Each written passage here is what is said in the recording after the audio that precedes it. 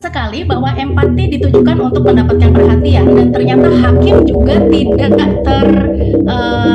tertrigger dengan upaya untuk berempati. Memang berempati hakimnya, tetapi untuk menanyakan apakah Anda masih bisa melanjutkan persidangan ini dan sebagainya, ya. Karena apa? Hakim juga akhirnya mengubah verbal style-nya ketika biasanya mengatakan saudari atau terdakwa, kemudian menjadi kamu, ya. Kamu adalah hubungan yang ada ada gap antara penanya dan juga yang ditanya, gitu ya.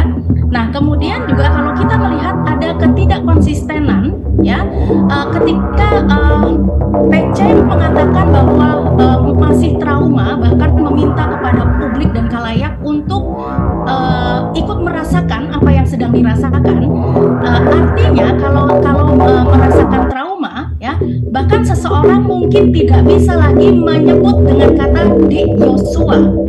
Dan ini yang selalu Putri juga masih menyampaikan Dek Yosua. Biasanya ketika seseorang berada dalam situasi yang masih emosional, maka panggilan kepada seseorang pasti akan berubah. Akan berubah. Orang tersebut sudah ya, entah hanya namanya atau bahasa kasar lainnya yang bisa muncul. Ya, dalam keterangannya Putri juga menyebut bahwa ia sempat bertemu dengan Yosua lagi untuk meminta dirinya keluar atau resign.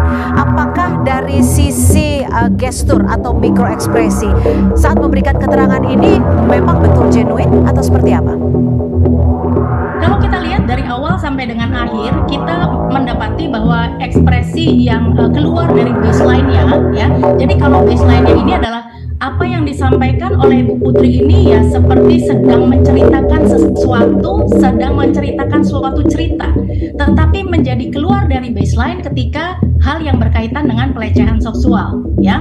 Nah, maka ketika kita melihat bahwa PC ini meminta kepada Yosua untuk resign dan sebagainya, ini beliau tidak ada emosi-emosi juga yang terlihat berbeda seperti ketika mengatakan mengenai pelecehan seksual. Jadi seperti sesuatu yang membaca sesuatu yang scripting seperti itu. Jadi tidak terlihat keluar dari yang sebiasanya emosi atau ekspresi yang ditunjukkan. Nah, kalau ternyata emosi yang ditunjukkan ini berbeda, nah di situ kita bisa melihat bahwa ada apa ya dengan hal tersebut. Tetapi yang saya perhatikan ini semuanya masih sama aja. Iya, jadi Anda melihatnya ada urutan ataupun scripting yang memang ingin disampaikan oleh terdakwa Putri Chandrawati.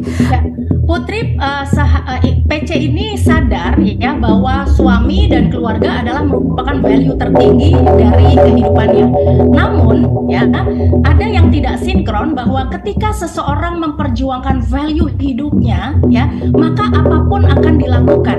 Jadi kenapa Putri yang sudah mengatakan bahwa sudah memaafkan Yosua ya, ternyata tidak bisa mereframing mindsetnya untuk mengatakan bahwa ketika saya berani untuk bercerita bahkan hal yang paling detail sekalipun, itu adalah karena saya berjuang untuk keluarga saya, sehingga kata malu atau aib tidak lagi keluar gitu. Nah, kita juga ketika kata malu atau aib ini terjadi ya, karena yang jelas ini adalah korban gitu.